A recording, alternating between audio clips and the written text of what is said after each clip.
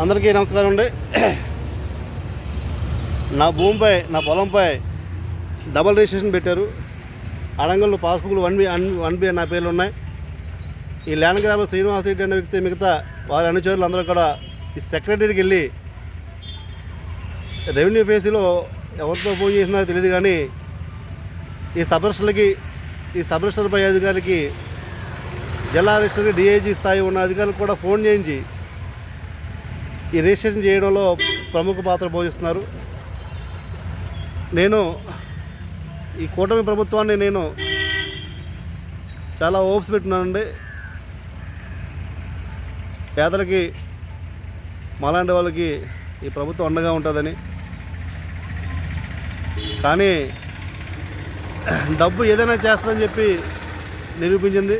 ఎందుకంటే అడంగల్లో పాస్బుక్లు 1B నా పేర్లు ఉండగా చేస్తే రిజిస్ట్రేషన్ మేమే చేయాలి. అడంగల్లో మా పేర్లు ఉన్నాయి కాబట్టి, పాస్బుక్లు మా పేర్లు ఉన్నాయి కాబట్టి రిజిస్ట్రేషన్ మేమే చేయాలి. అది యాజ్ పర్ చట్టం లా.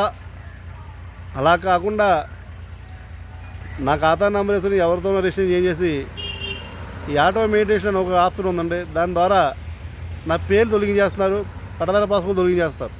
నేను అమ్మట్లేదు, నా సంతకం లేదు, మా ముగ్గురు సంతకాలు లేవండి. సుమారు 38 ఎకరాల భూమి.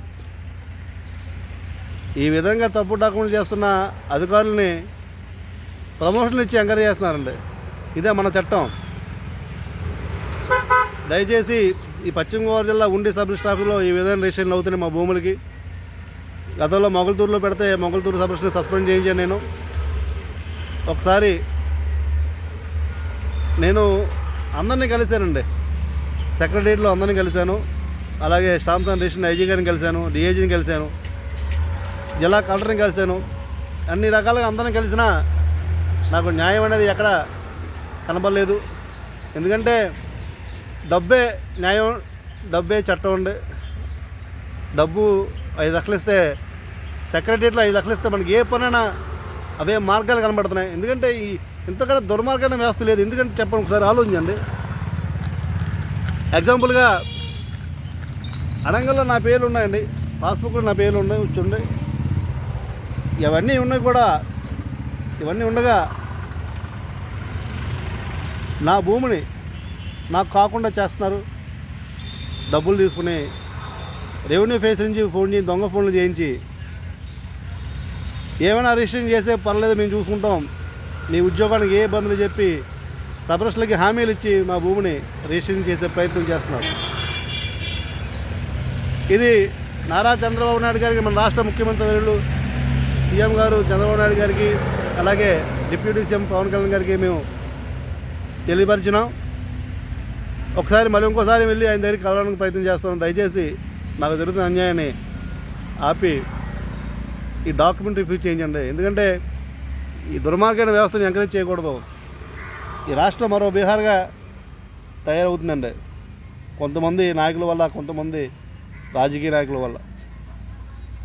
ఈ 1B అన్నీ నా పేర్లు ఉండగా సెక్రటరీలు ఎవరికో 1 లక్ష 2 లక్షలు పడేసి వాళ్ళతో ఒత్తిడి చేయించి రిజిస్ట్రేషన్ చేయించుకుంటున్నారండి. ఇదా చట్టం? ఇంతకంటే దుర్మార్గం ఏముంటుందండి? ఒకసారి నేను ప్రెస్ మీట్ పెట్టాను, స్టేట్ లెవెల్ ఇష్యూ చేశాను. ఇంక వ్యవస్థ ఎక్కడ బతుకుందండి? సెక్రటరీలు ఏ పని అయిపోద్దా? డబ్బు తీసుకుంటే.